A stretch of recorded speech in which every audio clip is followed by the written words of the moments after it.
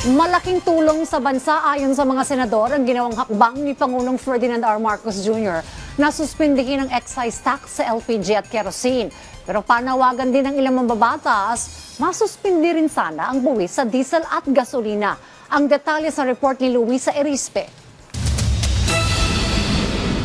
Positibo ang pananaw ng ilang senador sa naging desisyon ni Pangulong Ferdinand R. Marcos Jr. na suspendihin ang excise tax sa LPG at kerosene. Ayon mismo kay Senate President Vicente Sotto III, naniniwala siyang malaki ang maitutulong nito at mahalaga ito para sa mga Pilipino. Kung dapat naman anya suspendihin din ang excise ng gasolina at diesel.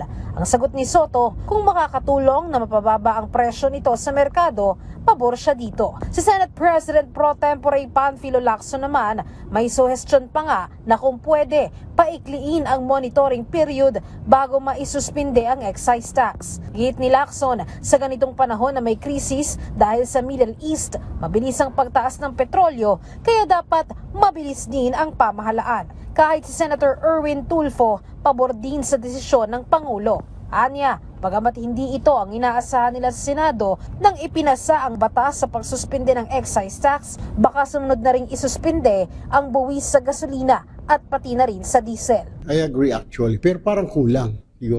Pero depende pa rin sa executive yun dahil alam ko naman may mga economic managers na nag-a-advise sa kay Pangulo. So we'll wait and see.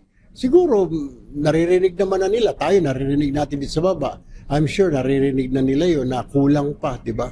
Na talaga naghihikahos na. So, yun ang magiging, I believe they will really act on it. Pinag-aaralan according to my source, the President is listening and then ina-advisean siya ng economic managers natin. Why don't we just wait? Siguro within the next few days, baka isunod na rin yung diesel at saka gas. Nauunawaan din daw ni Tulfo na nag-iingat lang ang Malacanang dahil malaki ang mawawalang buwis kung isang bagsak na sususpendihin ang excise tax. Pero tiwala siya na pinag-aaralan na ito ng Malacanang.